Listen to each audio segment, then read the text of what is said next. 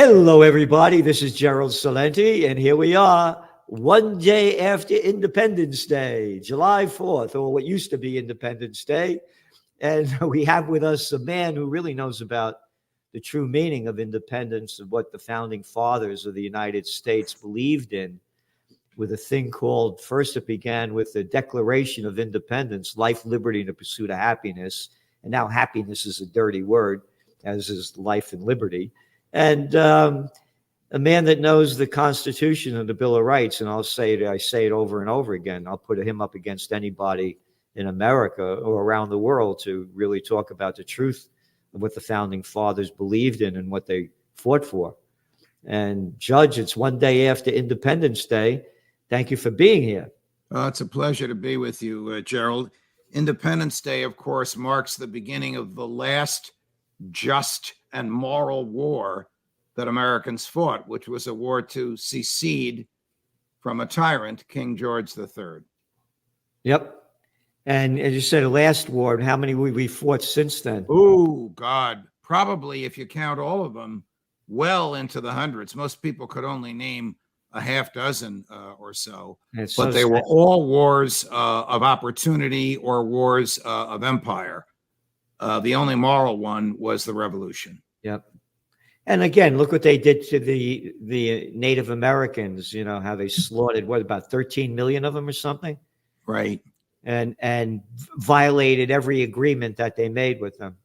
Right. So you have an article about Independence Day 2023, and this opening line really says it great. Quote, which is better, to be ruled by one tyrant 3,000 miles away, or by 3,000 tyrants 1 mile away? And this is Reverend Mather Byles, 1706. He lived to 1788. So he was a loyalist in Britain. He didn't fight with the king or against the American militias or against Washington. He was just warning about the dangers of too much democracy. It was almost prescient because within 15 years of that line, the following line would come out of the mouth of the author of the Declaration of Independence, Thomas Jefferson. When the public learns that the public treasury has become a public trough, they will only send to the government people who promise to bring home the biggest piece of the pie. So what Blythe was saying, a not well-known preacher with a very famous uncle, Cotton Mather, in the New England Protestant evangelical circuit at the time. What he was saying was, which is worse for human liberty, to be ruled by one tyrant or to be ruled by the tyranny of the majority? Because once the majority finds out that they can take liberty and property from the haves and give it to the have-nots, they will continue to do so under all types of guises and deceptions. And that, of course, is exactly what we have today. What are you talking about? Hey, I'm the governor of New Jersey. I'm the governor of New York. I'm the governor of California. Close down your business. Get back in your house. Get out of school and go home.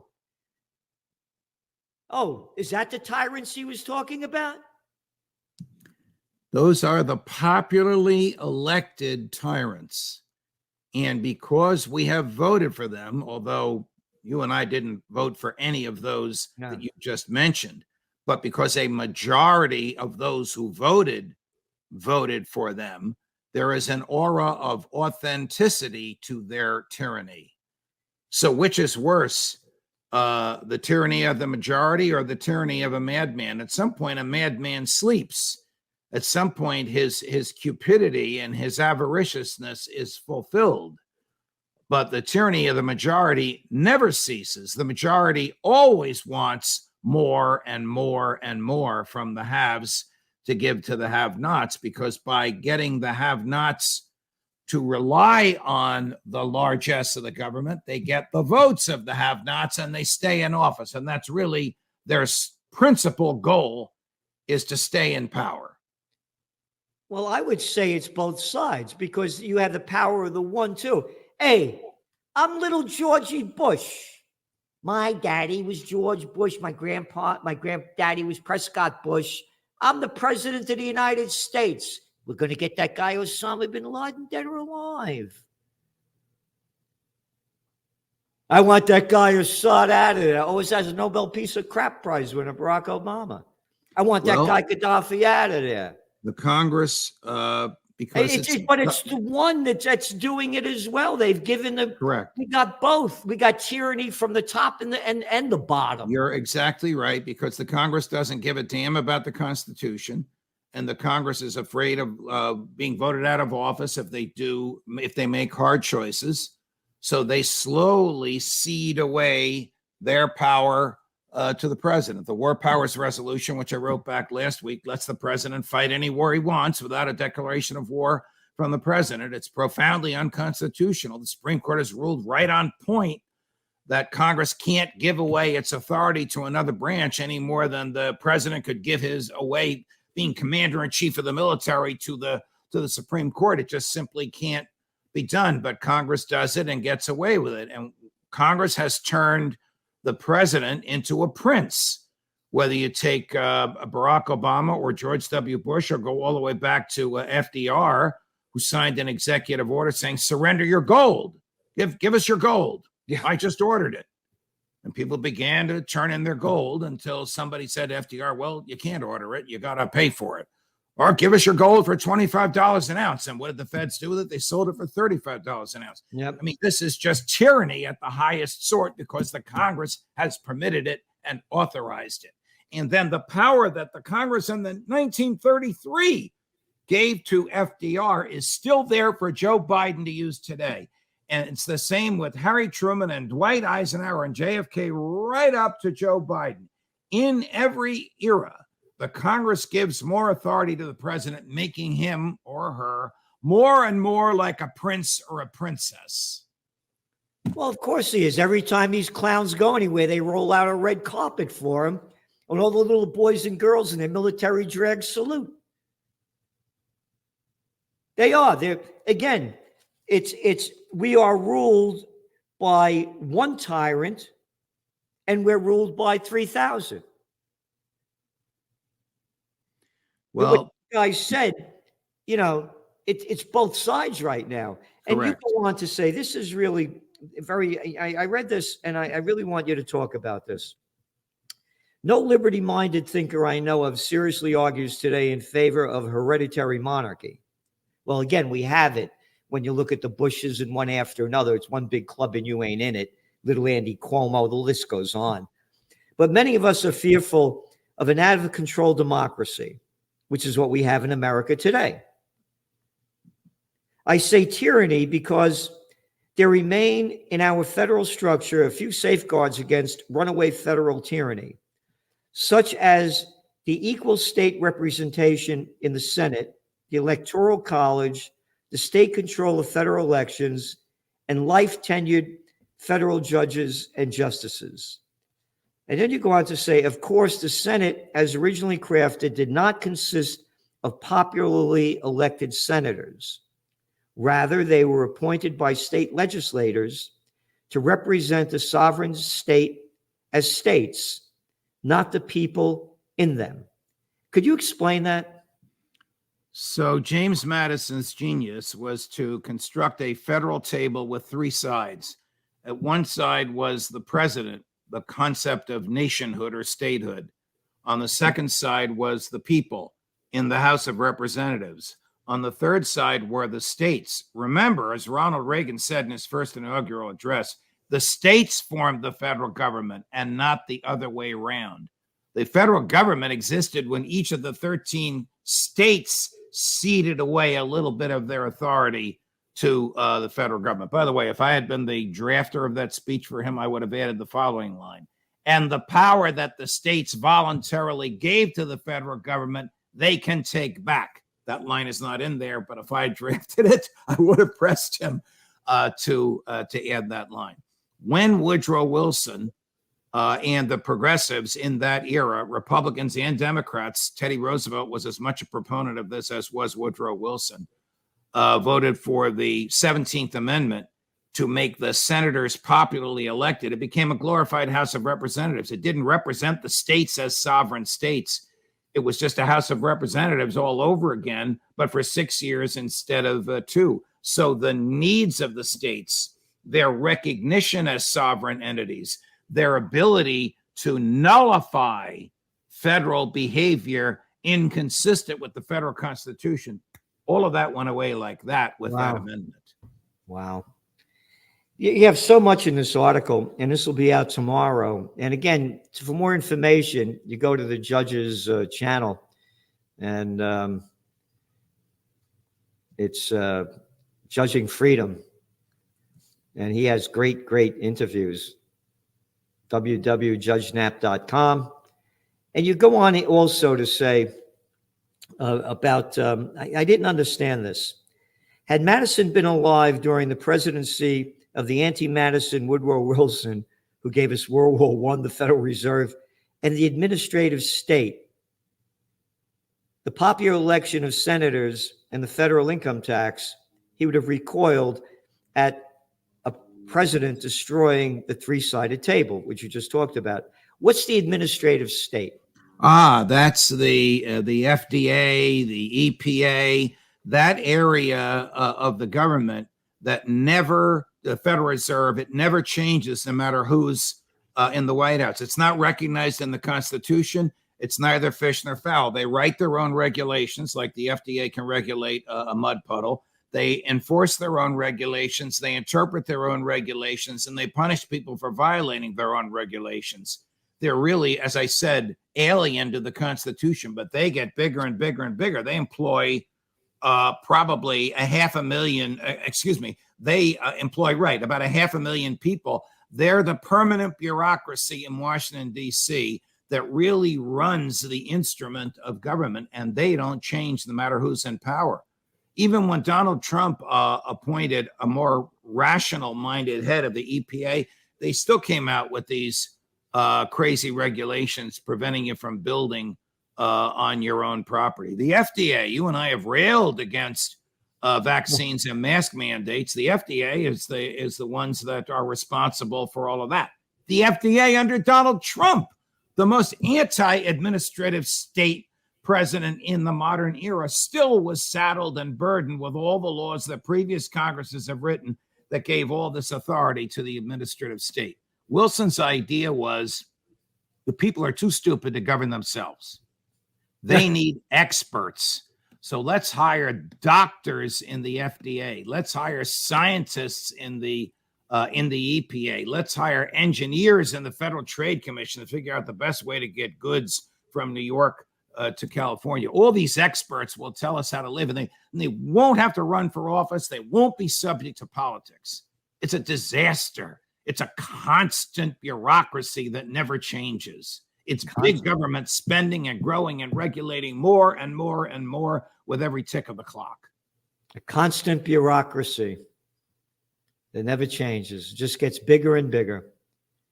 So what are we going to do? How are we going to change this?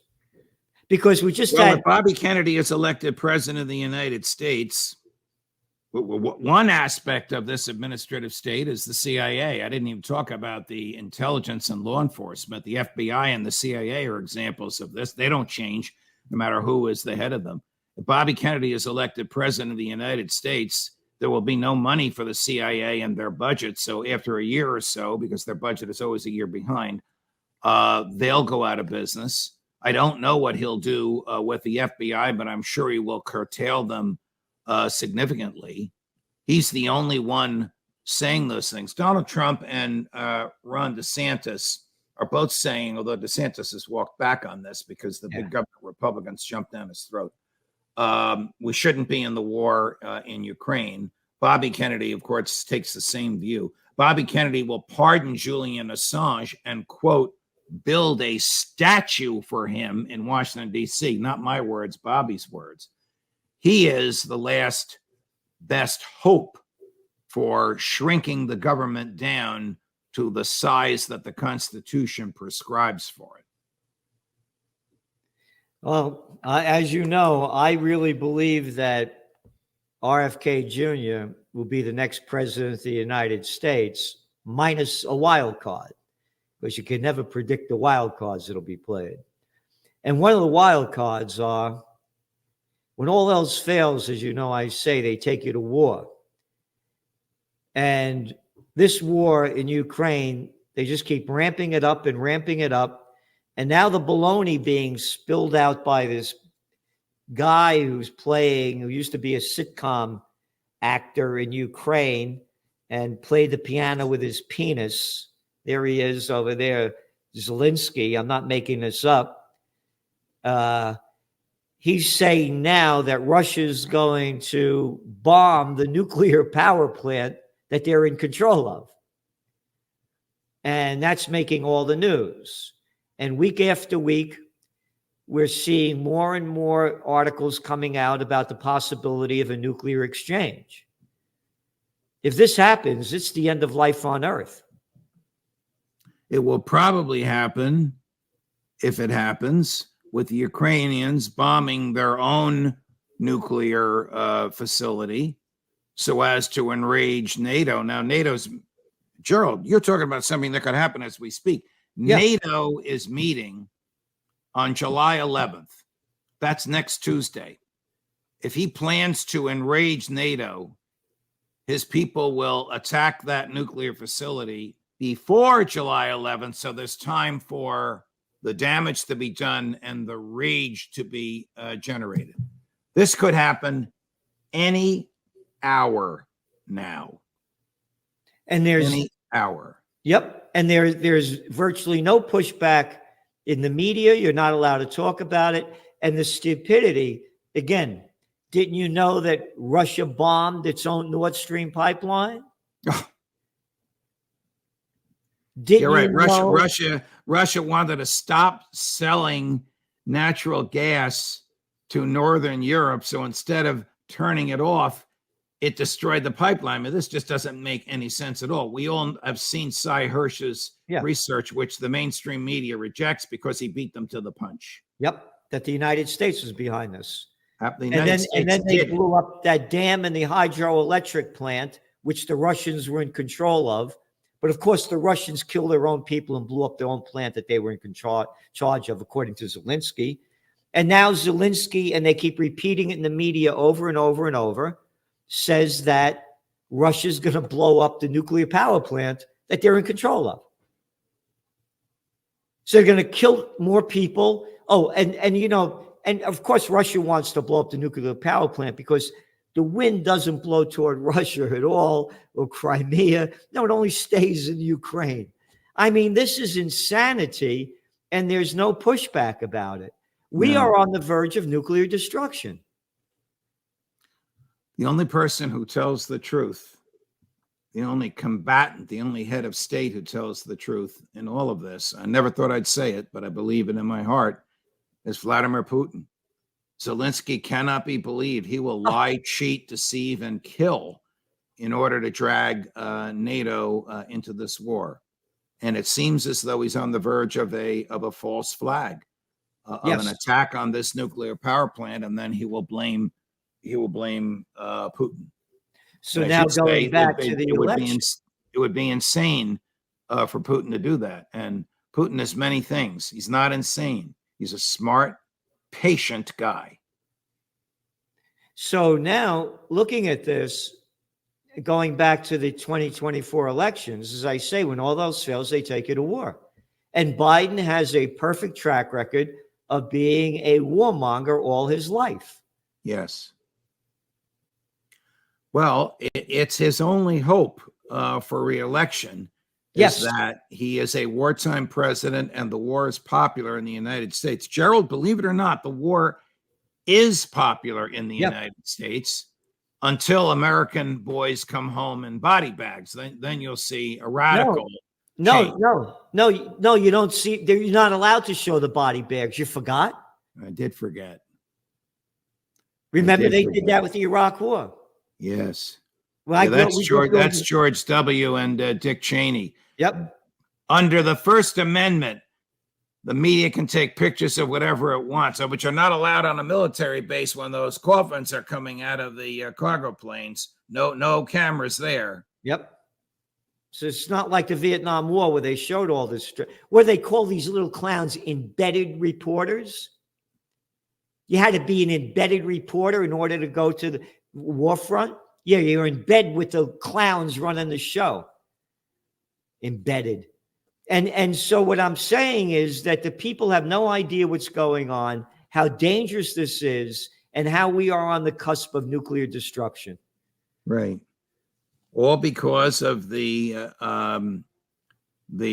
empire building, bellicose attitude in the United States State Department, which has been there since 1947, which was instigated by Harry Truman, who in 1963 condemned what the State Department and the CIA became. And by then, the elites wouldn't listen to him. He's just a withered old man who died a few years later. Yeah. I'm not a fan of Truman at all. No. I think the dropping the atomic bombs. Yeah. Dropping the atomic bombs made him a mass murderer. But he did live to regret and to condemn what he started in 1947 with the CIA. Yeah. You know, Judge, everybody listening here, you know, please, you know, hit your like button, subscribe, you know, really spread the word. There's nobody, what Judge Napolitano is saying, that the information he has, the knowledge and the truth is, you can't find this anywhere else. And again, go to the Judge's channel for more Judging Freedom. He has great interviews with great people as well. Judge, thanks so much for being here. And again, here we are on July 5th, and we talked about Independence Day, something that's long been lost. We've lost our independence. Well, we become, as I say it, our plantation workers on the global plantation of Slavelandia. So, Judge, see you next week. Thanks so much. Thank you, Gerald. Always a pleasure no matter what we talk about. All the best.